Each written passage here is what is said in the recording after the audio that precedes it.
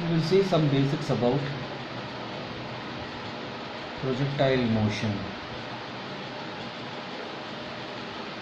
If I say, let us say a object is displacing in x direction and displacing in y direction simultaneously, what would be the direction in which the body will be moving?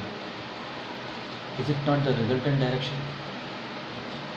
So projectile motion is a two-dimensional motion where you project a body like this, making an angle theta with the horizontal with some speed u. You can project the body from the ground, or you can project the body from the top of a tower. Okay, basically it will be making some angle with the horizontal.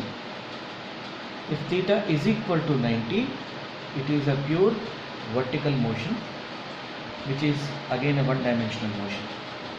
So when theta is between 0 to 90, you can term it as a two-dimensional motion, and it is a projectile motion. Now here we need to remember one point, is that when you are projecting the body, it will have displacement in x, it will have sx, sy, vx, vy, ax, ay. This is acceleration, this is velocity, this is displacement. Important point is, horizontal component of acceleration is always 0. There is no acceleration in the horizontal direction. The only acceleration it has in the vertical direction, and that is g value. It is plus or minus, that we have to see case to case. It will have only ay value but no ax value. This is a very important point, remember that. Now when you have projected this body like this, at every instant of time the object will be moving. So it will take a path, and finally it will hit the ground somewhere. Let us say it started from A and it hit the ground at B. Now this is called range. This is the initial position, this is the final position. So range is the distance between initial and the final position, whereas this curvilinear path is the total distance. So this is the displacement and this is the distance. It will take the highest point. Okay, so this is maximum height it will attain during its journey. Let us say it takes some time to start from A and reach B. That is called time of flight. That is time of flight, denoted by capital T. Okay, so from A it will reach the highest point, let us say C. So from A it will reach to C, and from C it will reach to B.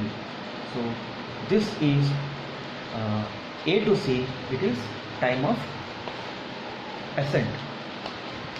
Okay, and from here to here it is time of descent.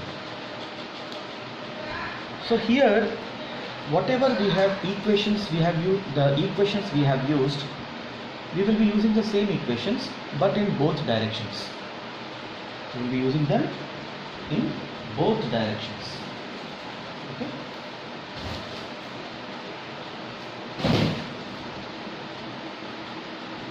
So our basic equations were S is equal to ut plus half at square, v square minus u square is equal to 2s, v is equal to u plus at.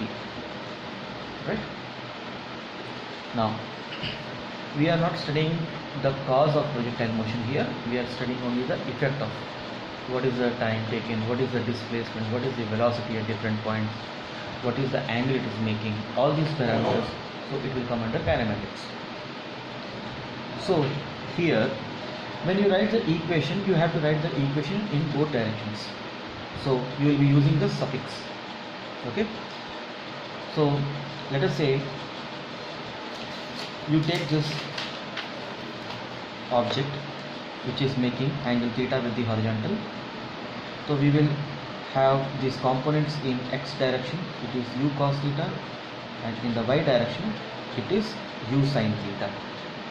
Okay, the resultant of these two is u, and this theta will be changing across.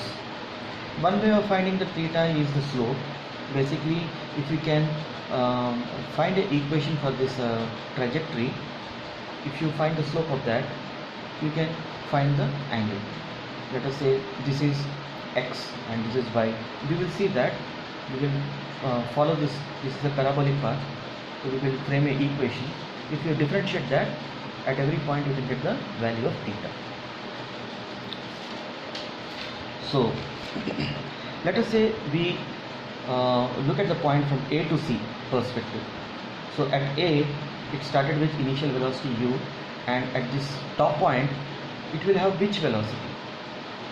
So it will have, when it reaches the top point, its velocity becomes 0, and from there it will fall back.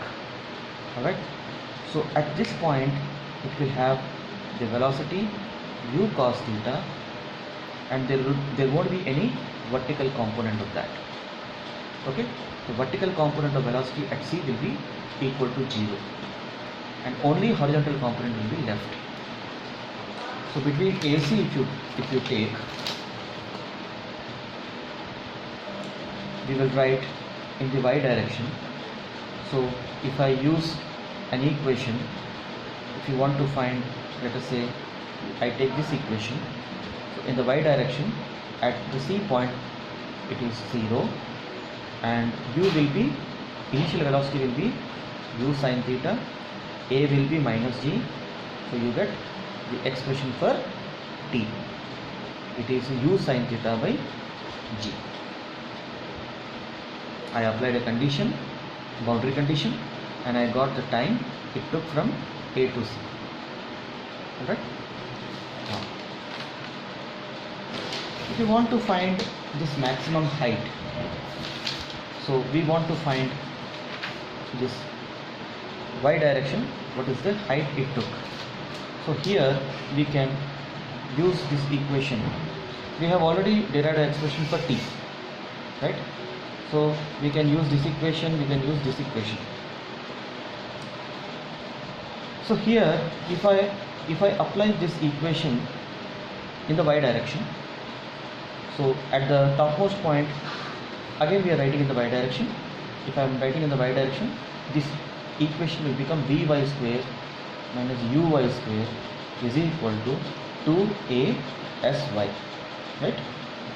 So vy square means at the topmost point C it is 0, minus uy square, initial velocity in the y direction it is u sin theta whole square is equal to 2 into, you have thrown the object in the upward direction, g is acting downward, it is minus g into, let us say that height is h, so this becomes u square sin square theta is equal to 2g h, or h is equal to u square sin square theta by 2g. This is the expression for maximum height. If you know the speed, if you know the angle of inclination, angle of projection we call it here, angle of theta is the angle of projection, you can find the maximum height it will attain. Now here we can note that the time taken from here to here, it is, we have calculated, it is u sin theta by g. Okay, now if you consider between C to B, what is the situation? Between C to B, the time taken from A to C and C to B is equal. This can be proved, but basically the time taken from A to C and C to B is equal. So the total time of flight will be 2 times of this, 2u sin theta by g.